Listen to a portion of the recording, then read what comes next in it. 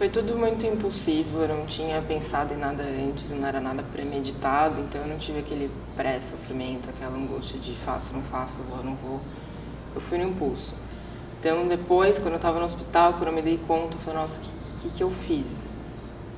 Bateu, obviamente, aquele arrependimento, aquele alívio de estar viva, de estar bem, de estar completamente inteira. Mesmo entubada, você começa a criar consciência do que estava acontecendo, mas eu não fiquei no hospital sofrendo com aquilo, psicologicamente falando. Eu fiquei lutando para sair da UTI, para sair do hospital, para voltar a andar, para tentar continuar a vida de onde tinha parado. Antes do suicídio, a morte é um tabu na sociedade. Então a gente não fala nem de morte, muito menos de suicídio. E quando a gente parte para pensar em suicídio de crianças e adolescentes, isso ainda vira um tabu muito maior, porque a sociedade acha que crianças e adolescentes não pensam em morte e não se matam. E infelizmente a gente tem visto que isso não é verdade. De 10 anos para cá, os números de suicídios de crianças de 10 a 14 anos aumentou 40%. De 15 a 19 anos, aumentou 33,9%. Foi maior do que o aumento do suicídio geral no país. Então, os números são muito altos. Mesmo que a gente ainda tenha índices mais baixos de criança, a gente vê que esse comportamento tem aumentado. Então, isso nos leva a pensar que sim, tem aumentado e algo está acontecendo com as crianças e os jovens. Bem, o suicídio de um modo geral é um tabu, já foi mais e agora a sociedade tem discutido mais. O tema tem aparecido em televisão, em jornais e mesmo em capa de revistas juvenis. Isso é um tremendo avanço, porque enquanto nós não conversávamos sobre isso, a impressão que havia é que o problema não existia e não tinha a magnitude que tinha e tem. De fato, o suicídio de adolescentes é um problema e essa é a faixa etária onde os índices mais crescem no Brasil. É diferente de dizer que os maiores índices estão entre os adolescentes. Não, estão entre adultos mais idosos. Mas a faixa etária onde os índices mais rapidamente crescem é exatamente a faixa etária dos adolescentes. Então é um problema que deve chamar a nossa preocupação e temos que cada vez mais nos preparar para lidar com isso. Falar sobre suicídio e a prevenção do suicídio é um tabu que vem se desmistificando. Felizmente, já há alguns anos, em especial nos últimos 2, 3 anos, a gente tem encontrado mais liberdade e espaço para falar sobre isso. Da mesma forma, o suicídio entre o público adolescente e jovem vem saltando aos olhos do Ministério da Saúde, da própria sociedade, desde a virada do milênio em 2002, e a coisa vem se agravando. Então é um tema que merece nossa atenção, nosso cuidado, e que felizmente a sociedade vem falando sobre isso de uma maneira mais responsável e educacional. Às vezes os sinais são difíceis de serem percebidos e são confundidos com questões da própria adolescência. Muitos pais e amigos ficam na dúvida se aquele comportamento ele é algo normal da adolescência ou se já é um comportamento que inspira cuidados. Alguns dos sinais que a gente tem são diminuição das notas, quer dizer, do rendimento escolar, aumento de faltas, aumento de queixas físicas como dores de barriga, dores de estômago, maior agressividade, mudanças bruscas de comportamento, um tédio constante, alterações de sono e de apetite, alguns sinais de depressão, mas aí vale lembrar que para os meninos, às vezes essa depressão, ela se mostra de outra forma. Às vezes ela vem com um comportamento mais agressivo. No caso das meninas, muitas vezes está relacionado a sentimentos de menor valia. Ela não aceita elogios, ela não aceita prêmios, aumento do uso de álcool e drogas, isolamento. Quando o adolescente dá algo que é muito querido a ele, por exemplo, um adolescente que toca violão e pega o violão e dá para um amigo sem que isso tenha uma explicação. E algo que tem acontecido ultimamente com relação a posts sobre morte e sobre suicídio. Então, as redes sociais têm sido locais onde os jovens colocam essa vontade, essa intenção de morte, e por conta dos grandes mitos que a gente tem, como o principal deles, quem fala não faz, As pessoas acham que quando um adolescente coloca algo lá, isso é besteira, não deve ser levado em conta.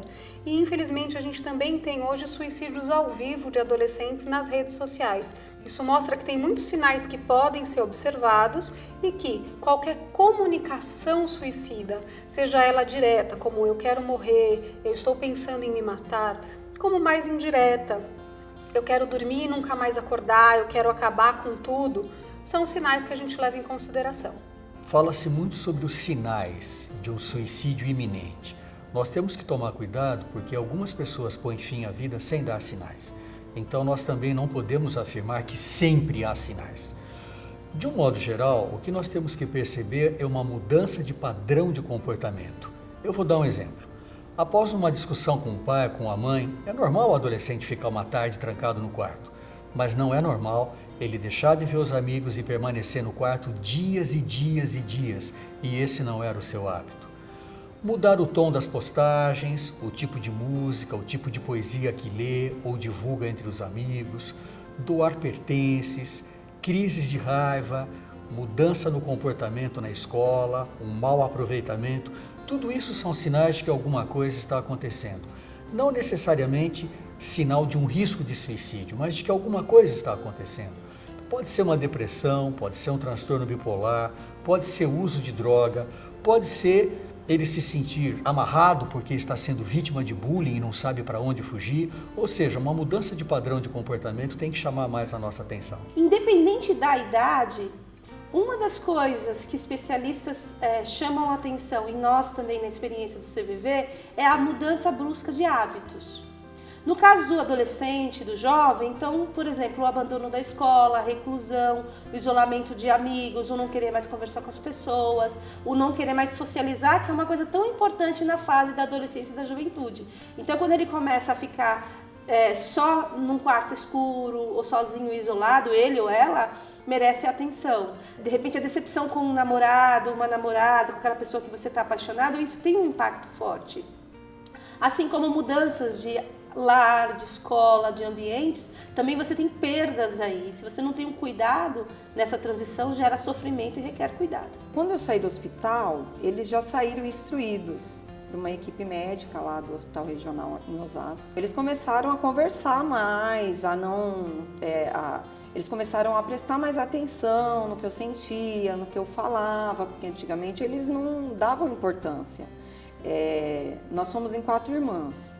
Então, o que acontece? 2 irmãs minhas, hoje, atualmente, elas são cantoras profissionais. Naquela época, a minha família estava focada nelas. Ao identificar um sinal, não fique passivo. A pior coisa que você pode fazer é olhar, perceber um sinal e simplesmente não tomar nenhuma atitude. Talvez você não saiba que atitude tomar, principalmente se for um jovem, se ele estiver vendo um sinal num amigo. Mas aí um adulto deve ser colocado dentro dessa relação. Tem uma frase que eu acho que ilustra bem o que o jovem precisa entender, que é o seguinte: é melhor um amigo bravo do que um amigo morto. Porque muitos jovens acabam contando para os amigos a ideia e a ideação suicida. E esses amigos, pelo jovem até muitas vezes pedir segredo, acabam guardando essa informação. E suicídio é algo grave demais para qualquer um guardar segredo. Então vamos lá. Percebeu os sinais, desconfiou de alguma coisa, vai chamar para uma conversa. Mas é uma conversa sem olho no relógio, sem olho no celular, sem pressa, sem julgamento, onde você vai mais ouvir do que falar. Você pode começar essa conversa falando, né? Tenho percebido que você não está legal, tenho visto que tem algo que não está bem com você. É isso mesmo? Tem algo que está doendo? Tem alguma coisa que não está bem na sua vida? Karen, mas jovens não falam isso. Falam. Quando a pessoa está em sofrimento e ela percebe que tem alguém com interesse genuíno, querendo ouvi-la e ajudá-la, ela fala. Quando a gente percebe que uma pessoa pode estar tendo risco de suicídio, é importante a gente ter a sigla ROC na cabeça. R-O-C. R de repare no risco. É doloroso você pensar que uma pessoa que está ao seu lado vai se matar amanhã ou depois. A gente não quer ver, porque dói dentro da gente e a gente se sente responsável por uma vida e a gente não quer isso. O de ouça com atenção. não é aplacar, não é dizer, quando eu tinha a sua idade eu também era assim.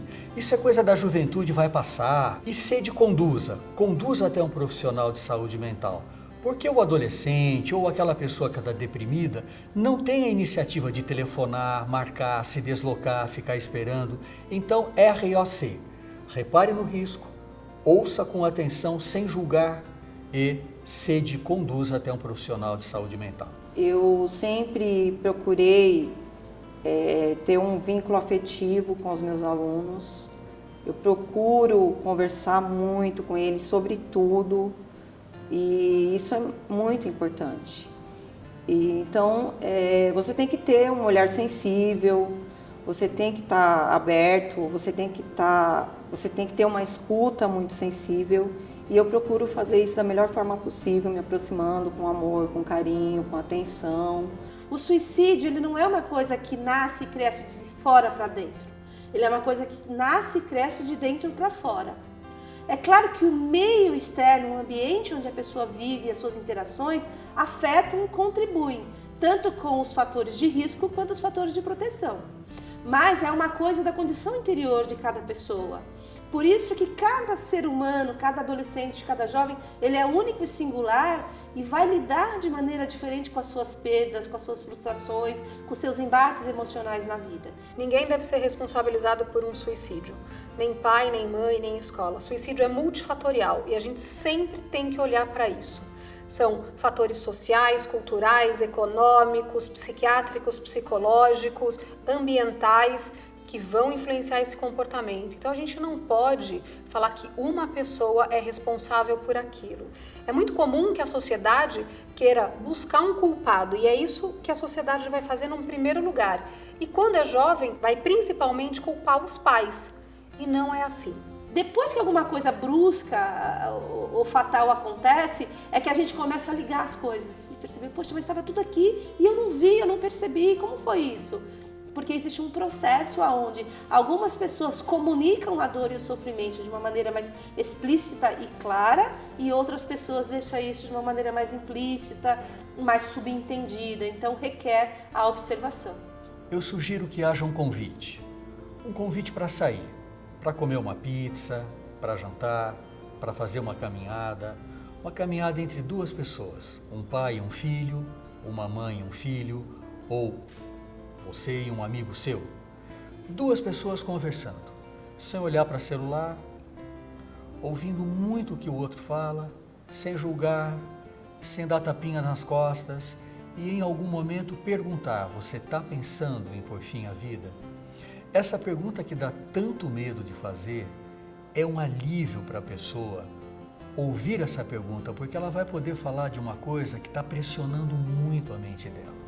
Quantos pacientes meus já não me agradeceram por eu ter feito essa pergunta? Muitas vezes profissionais vão precisar ser incluídos nessa ajuda, vai precisar de avaliação psicológica, avaliação psiquiátrica, em alguns casos uso de medicamento. Inclua a escola nesse cuidado também. Suicídio não é algo que a gente trata sozinho, nem o profissional, nem a família, nem a escola.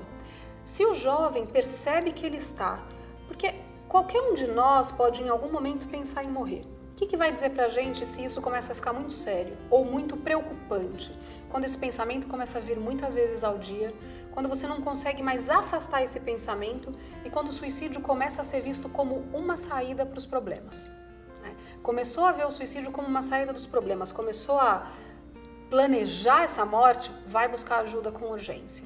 E aí, se a pessoa está passando por isso, fala com quantas pessoas precisar, quantas vezes precisar de que tem um problema e que ele precisa de ajuda. Seja claro nessa necessidade de ajuda.